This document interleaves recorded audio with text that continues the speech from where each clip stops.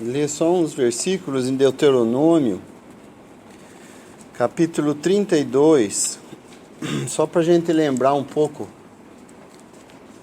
da relação do povo de Israel com Deus. No versículo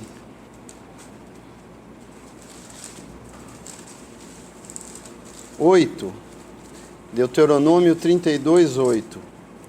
Quando o Altíssimo distribuía as heranças às nações, quando dividia os filhos de Adão uns dos outros, pôs os termos dos povos conforme ao número dos filhos de Israel. Porque a porção do Senhor é o seu povo, Jacó é a corda da sua herança. Achou-o na terra do deserto, num ermo solitário, cheio de uivos. Trouxe-o ao redor, instruiu-o, guardou-o como a menina do seu olho. Como a águia desperta o seu ninho, se move sobre os seus filhos, estende as suas asas, toma-os e os leva sobre as suas asas. Assim só o Senhor o guiou, e não havia com ele Deus estranho. Ele o fez cavalgar sobre as alturas da terra, e comeu as novidades do campo, e os fez chupar mel da rocha e azeite da dura pederneira. Manteiga de vacas e de leite do rebanho, com a gordura dos cordeiros e dos carneiros, que pastam em Bazã, e dos bodes com gordura dos rins do trigo, e bebeste o sangue das uvas, o vinho puro. Engordando-se Jesurum, deu coices, engordaste-te, engrossaste-te, e de gordura te cobriste. E deixou a Deus que o fez, e desprezou a rocha da sua salvação. Com deuses estranhos o provocaram a zelos, com abominações o irritaram. Sacrifícios ofereceram aos diabos, não a Deus. Aos deuses que não conheceram, novos deuses que vieram há pouco, dos quais não se estremeceram vossos pais. Esqueceste-te da rocha que te gerou, e em esquecimento puseste o Deus que te formou. O que vendo o Senhor os desprezou, provocando a ira contra os seus filhos e suas filhas. E disse: esconderei o meu rosto deles, e verei qual será o seu fim, porque são geração de perversidade, filhos em quem não há lealdade. Então nós estamos vendo no nosso capítulo aqui, lembrando antes que bom seria que o irmão Robert estivesse aqui de novo para nos ajudar, mas nós vemos que coisa triste é Deus chegar ao ponto de ter feito tudo o que ele podia para o seu povo. E o seu povo simplesmente o desprezou. E nós vemos aqui que na soberania de Deus, visto que Deus não precisava de ninguém, muito menos do seu povo, ele agora fala que aqueles que não o buscavam, o buscarão, e aquele que não se chamava de meu povo, eu disse, eis-me aqui. Então nós vemos o privilégio que foi dado aos gentios, essa extensão que Deus faz aqui. E é o que nós vivemos hoje. Nós somos um povo que não éramos o povo de Deus. Mas pela vinda do Filho de Deus, aquele a quem eles o desprezaram e o levaram até a cruz do Calvário, nós vemos que agora nós fomos abençoados. E podemos então ter o privilégio de chamar Deus de Pai. E nós vemos que eles, em arrogância, apesar de tudo, se achavam santos, né? Porque no versículo 5 fala: e dizem, retira-te, e não te chegues a mim, porque sou mais santo do que tu. Estes são um fumo no meu nariz, um fogo que arde todo dia.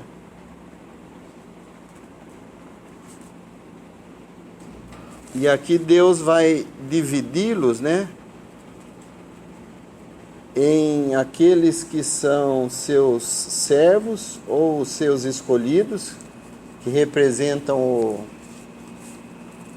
aqueles que buscavam a Deus, do remanescente do povo de Israel, e depois os restantes, a maior parte da nação de Israel, que nos fala do versículo 11 em diante, a quem, quando o Senhor vier, serão destruídos.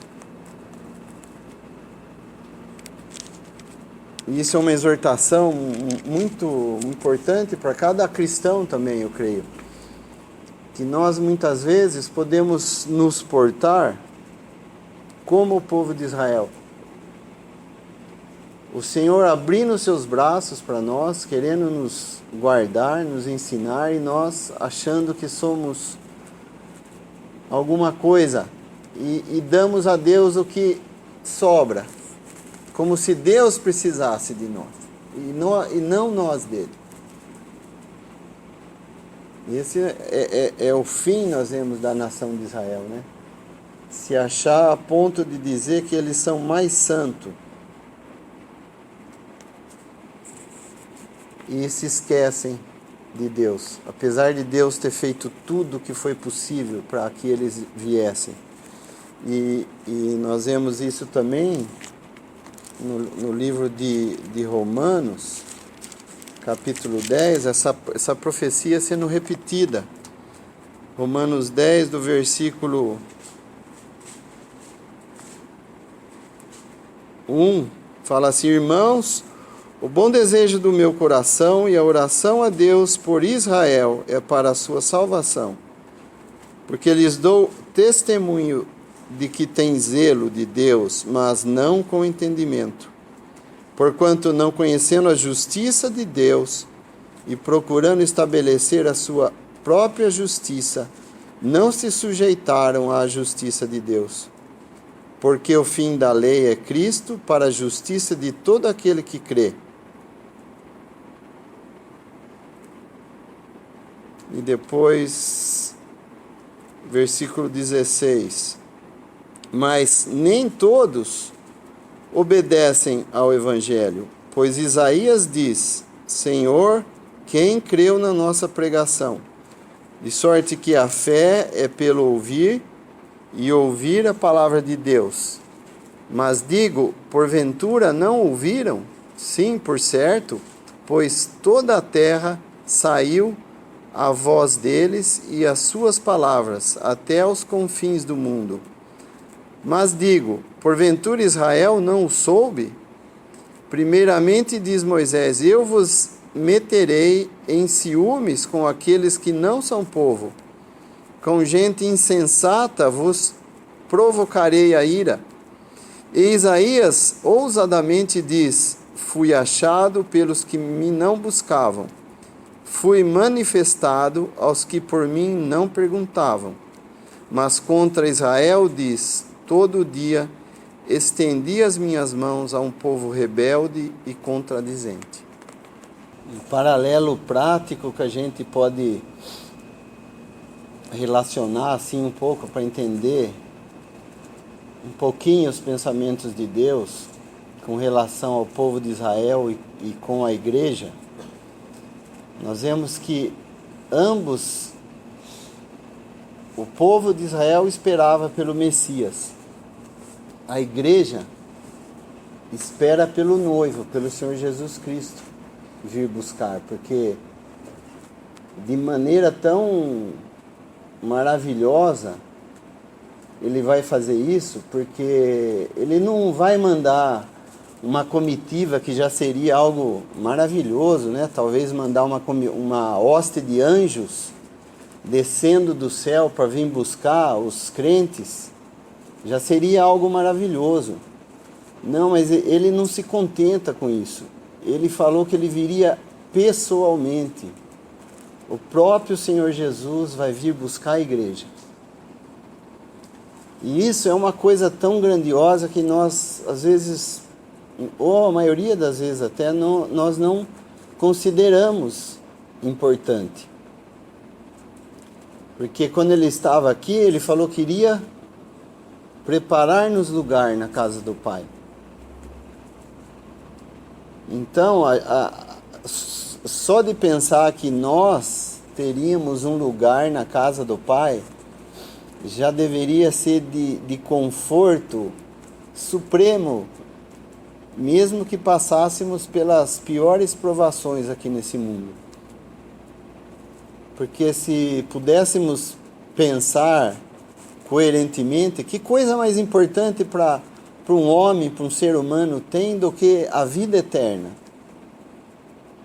E nós vemos que eles passam, e nós, posso dizer, me incluir nisso também, nós passamos às vezes a vida aqui, mesmo conhecedores que temos a bendita esperança, a vida eterna.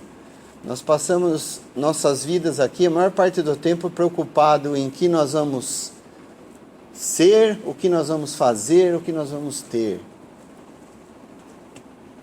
E o que é principal, nós esquecemos, nós deixamos de lado. E isso que o povo de Israel fez, foi se esquecendo de Deus. Quando as 10 virgens vão para se unirem ali para esperar o noivo, no início elas estavam todas despertas. Mas o que causou com que elas dormissem? O pensamento perigoso de que o noivo iria tardar.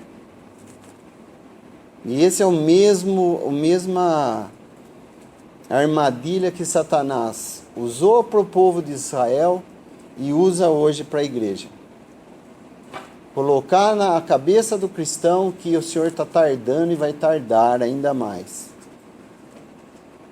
Que a vinda de Cristo não seja eminente e preciosa para o cristão.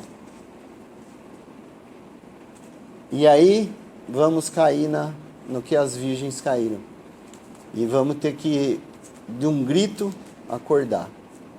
Então nós vemos que privilégio nós temos a poder ler essas histórias, né, que foram escritas, essas profecias, das coisas que já vimos que aconteceu para o povo de Israel e que agora vão acontecer. Como foi dito, Deus vai cumprir o que Ele falou, assim como tem feito desde o início do mundo. E é uma exortação que deve falar fundo nos nossos corações a cada dia, porque nós somos fracos, nós somos débeis, esquecemos do Deus que nós temos e tudo o que Ele fez por nós e ainda fará. Agora, se mantemos essa esperança viva em nós, que a qualquer instante o Senhor Jesus pode vir dos ares e nos levar, que tipo de pessoas seríamos? Talvez muito diferente da que somos hoje.